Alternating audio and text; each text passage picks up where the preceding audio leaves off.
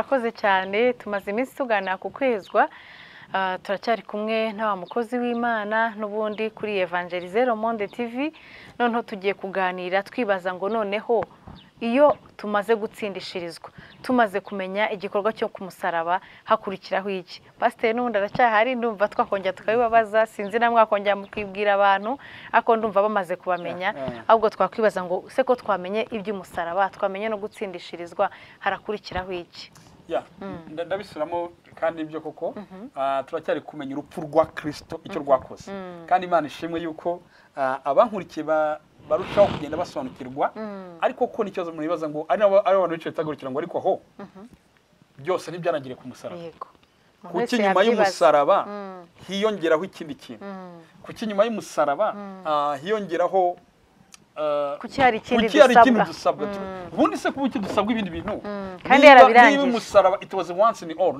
ni igikorwa kimwe kibiteka none se nyuma yaho ni iki kindi kintu gikurikiraho ndetse nimujya kureba muravuga ngo byajambo twasomye abefeso 5 havuga ngo bagomba gukunda abagore banyu nkuko Kristo yakunze itorero akagitangira ni igikorwa cyanjye cyubita buri cy'umusaraba cyitwa past ariko cy'agaciro gakomeye kuko wagitakaje ubuzima bwe bwo kwezwa bwabuze imbaraga kabiri hakurikira ubundi buzima tugiye gusoma ngo ageze amaze kuryogesha amazi n'ijambo rye tuzagera no kuri 3 yego kabiri rero ni parti yitwa kwezwa kwa buri munsi yego kuva mu mazi n'ijambo aya mazi birivuga amazi bivuga umwuka wera bivuga ijambo ry'Imana muribuka yuko Yesu amaze gukora igikorwa cyo kumusaraba yasubiye mu ijuru yego aravuga ngo ngiye mu ijuru ariko aya maraso yanjye mujye muyibuka kandi avuga ngo simbasize nk'ipfubyi mbese simaze gukora igikorwa ngo no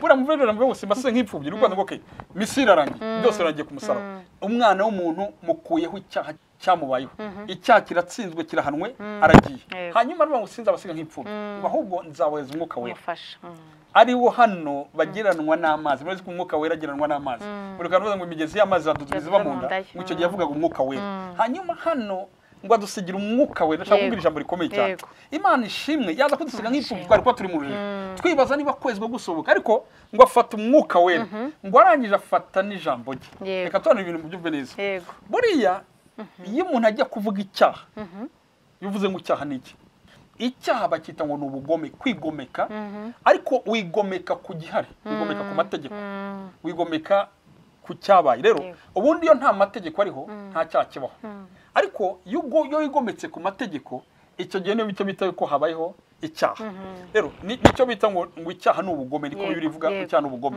niyo maze ngo icyaha ni icyaha ni ubugome rero Imana ishimwe ure igihugu kigira constitution kikagira amategeko ariko kikagira n'ikindi kintu cyitwa amabwiriza buriya amategeko ari muri constitution ari hariya nubwo ajya yizisuramo akazironuvera ariko burya aba constitution ibivuga ngo ni itegeko nshinga ariko igihugu kikagira n'ikintu cyitwa amabwiriza ubu muri constitution y'u Rwanda nta hantu handitse ngo guma mu rugo ariko burya ni amabwiriza rero hari abantu batazi yuko burya mu bwami bwose haba amategeko n'amabwiriza rero dore n'ubwami bwacu bwo mu ijuru komeze bufite amategeko mu ijambo ryayo ariko hari n'amabwiriza y'umwuka wera buriya y'amazi n'ijambo bitahuye ntushobora kumenya uko umuntu yeze buriya haba amategeko dusoma ariko hakaba n'amabwiriza nk'ukuntu twazize itoro kimwe bati inama guverinoma afasha yuko ibintu byose bifunga ubu maje nta tegeko mu Rwanda bivuga guhagarika akasamoye ariko hari igihe inama yicara ikongeraho amabwiriza rero hari abantu bamwe batazi yuko bura mugambi bw'Imana iyo twisha amategeko n'amabwiriza already turi mu cyaha rero niyo mpamvu we yadusigiye ko ngomye kutweza neza aravuga ngo igikorwa gikomereje mu mategeko n'amabwiriza umuzumvira umwuka wera w'amabwiriza umureze urugero nta hantu havuga yuko umukobwa ukwiye gushaka ariko umwuka wera ashobora amabwiriza mu gushaka nta muntu handitse ngo nujya kubaka inzu yubaka Nyakabanda umwuka wera ashobora kukubwira kujya kuyubaka kuruyenzi kuko hari amategeko n'amabwiriza rero Imana ishimwe yuko ubuzima bwo kwezwa tubukomereza mu kwita ku mategeko n'amabwiriza y'umwuka wera rero umwuka wera ijambo ry'Imana rero niyo mpamvu yavuze ngo yagumye kugejesha amazi n'ijambo uraza kumbaza se ngo na maraso y'Isara amaraso y'Isara igikorwa kirahari amaraso y'Isara hari yo twisuzumye tugasanga twanyuranyije n'amabwiriza n'amategeko icyo gihe twitabaza amaraso ya Yesu akatweza ariko ibi ni ibintu bikomeye noneho rero abantu rero benshi isi turimo baremeza yuko kwezwa bitabaho, yego, yuko kwezwa kwarangiye, ariko nujya gusoma ijambo ry'Imana buriya nta n'ubundi buryo twaserebura icyo Yesu yakoreye ku musaraba tutumvira amategeko n'amabwiriza yayo, tudahora twezwa, ndetse ndaza kugera n'ijambo rikomeye buriya nari gutangara buriya Bibiliya iravuga ngo mugire umwete wo kwezwa kuko aterwa tuzabona Imana. Buriya iyo uvuga umwete iyo uvuga ikintu ngo kigiremo umwete ni ikintu ukunda. Buriya ikintu udakunda ntugiramo umwete. Buriya ushobora gukora siporo mu bice bibiri, hari ushobora gukora siporo kuko wabimutegetse, ariko wenda ukora siporo kuko siporo yagize ubuzima.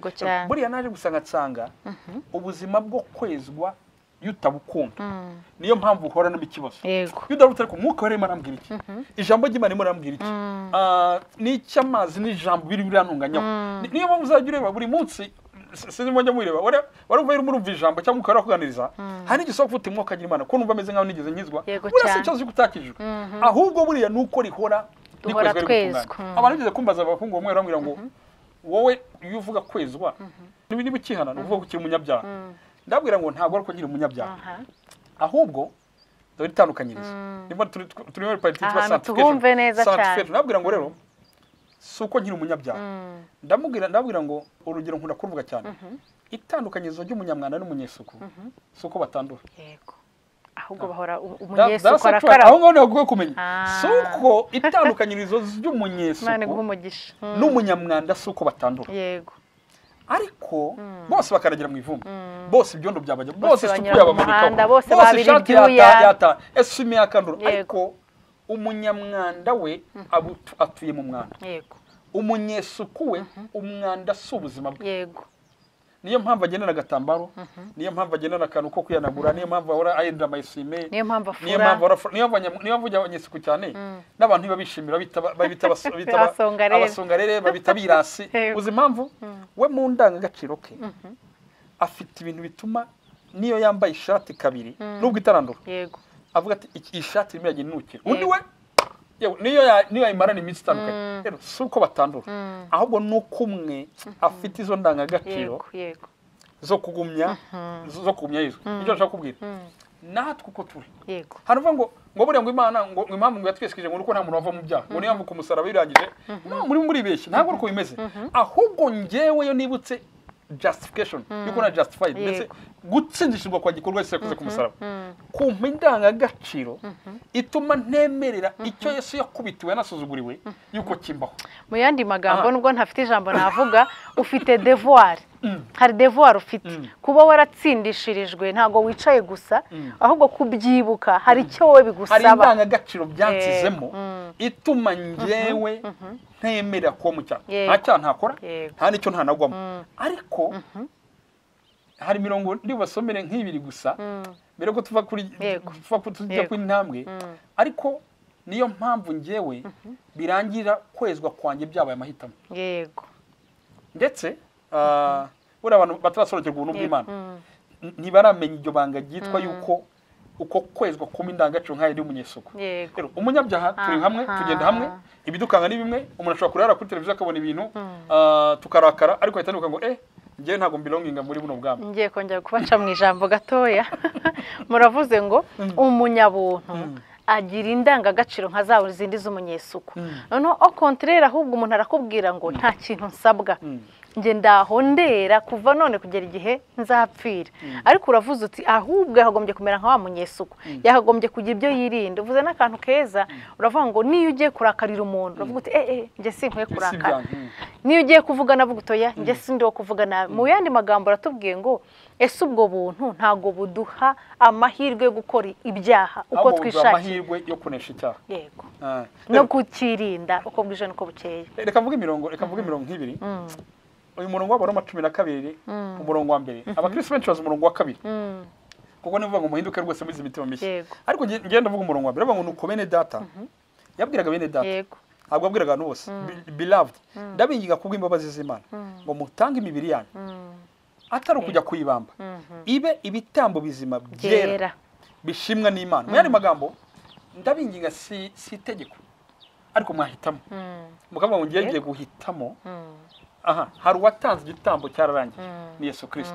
Iyo ni ya past, iyo ni muri justification ngo yakunze isoro yagitangira ni wana bigarura byararangiye bizanasubirwamo. Yego cyane. Rero kugira ngo nanjye celebrating kino gitambo nuko nanjye mpinduka igitambo. Yego. Ngewe sindi igitambo kijya ku musaraba. Ahubwo ndabe igitambo kihisemo kwezwa. Urumva ibyo bintu cyane. Ndabe igitambo kigiye kuba mu buzima bw'ibyatumye igitambo cya mbere kiboneka.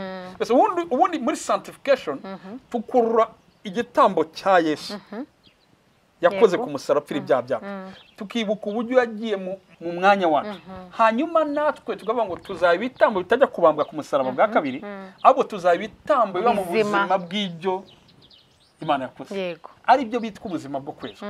Hanyuma hano ipfa akavuga ngo ariko kwikorera kwanyu gukwiriye. Abantu bafite Bibiliya z'icyongereza bankurikiye NIV na King James version haravuga ngo ari byo true and proper worship. Mbese ni ko kuri kandi kuboneye ko kundamye. Yego. Mbese kujya abazima n'abakuru bahora bavuga ngo burerera. Ubundi ubuzima bwo ko iyo umaze gusobanukirwa bino bintu muri sanctification utangira kuba mu buzima bwo kwezwa as act of worship true and proper. Mbese buriya nubwo turirimba nubwo dukora amakorari nubwo dutera bitandukanye buriya nta buzima nta nuzaramya Imana hitwa true and proper. Hari tubunda barimbi bakarimba nanjye nkunda barimbi pe kabutije ijoro ryamanutse, ariko buriya ntushobora kujya kuri true and proper worship utari wa mu buzima bwa sanctification. Yego. Rero hano nicyo kitwereka ngo impamvu dukwiye kwaho nuko tuzabihindura ubuzima bwacu, tuzabihindura worship, tuzabihindura kuramya Imana, tuzabihindura ubuzima bwo kuramya Imana. Rimwe muri kandi namahitamo muri zemwe kumwe arambwira ngo kuramya Imana muze mutwice kuramya Imana nyako, uburyo twaba turashaka no kugira kuramya Imana muri paruwasi yacu kabisa tukanyeganya. Namwe rero ntago muzanyeganya kuko ntimuzagira kuri true and worship ya true and proper worship nyayo si ibyuma sama repetition biri mu kwezwa. Ahubwo bujya nzamura ijwi mba nibutsa buriya kamwe dushaka tubarusa ngo irera gusa. Noneho rero iyo twebwe ne muri sanctification hatangira kujyamo ikintu cyitwa iri jambo yitwa guhitamo kwa muzima bwo kwezwa, tukabigira igikorwa cyo kuramya Imana. Hajya duvuga ngo umwami ndakuramisha umunsi kwezwa, wagera muri bisi ukayiramya, waba wicaye muri utandukanye, wabona amanyanga akomeye kabati reka nkore ibinyuranye kuko hari amategeko n'amabwiriza urayibuka akirindira aya mategeko n'amabwiriza yangaya mu gihugu cyacu cyo mu ijuru barayamaye uko nyubahiriza ndi kuyiramya ndi muri hahandi. Nagira ngo nanasubiza abantu bavuga ngo ubuntu bw'Imana batera gukora ibyaha, ahubwo iyo ubaye mu buzima bw'icyaha witwaje ubuntu bw'Imana nicyo bita gupfobya no kwabireka ngo cyo bibaza ngo no abusing, it's abuse, no abusing the grace. Reka mvuga ikintu cyitwa grace ubuntu mu Kinyarwanda buragoye, niyo mbona bitunatugora. Reka ndi kwibaza ko bidahura se na ririya jambo. Okay, wenda ntago kira gikorwa Imana yakoze cyo dusabwa n'umunyarwanda yaguhaye inka ntago wicara ahubwo ujya gukura ubwatsi. Mu yandi magambo nkavuga ntese uko kwezwa nyine uko guha agaciro kwezwa twahawe n'Imana nuko utagira icyo ukora kucyo wahawe, ahubwo nuko ugenda ukagira ikindi kintu. Reka mubwire ibintu mu bikomeye bandi bisobanura. Ikimbabaza hari ibintu buri asigaye ibintu abantu bakurikirana nabizi ko urubyiruko rw'icano benshi barakubiriza search. Hari ikintu ta cheap grace ni ubuntu buri cheap nyine bworoheje. Ubu nibwo vuga ngo bagarukira kuri justification bakibagirwa sanctification. Ariko bundi buntu bitwa upper grace no kuvuga ngo ubuntu buri hejuru nubwongera ukangurana ukubwira ngo ibi bintu Yesu yakoze mwibipfobye. Kuko izi mpamvu nuko buri jambo gitwa mu Kinyarwanda iragoye ko hari ubuntu bw'ubusa. Hari abantu bibwira yuko buriya ku musaraba twaherewe ubusa. Ibintu by'ubusa bya busa buriya ikintu kiri gratuit gitandukanye n'ikintu kiri mu Kinyarwanda umuntu yamereye ubuntu. Ariko mu Kinyarwanda ngo twabiherewe ubuntu. Mu Cyongereza ntabwo ari ko bimeze.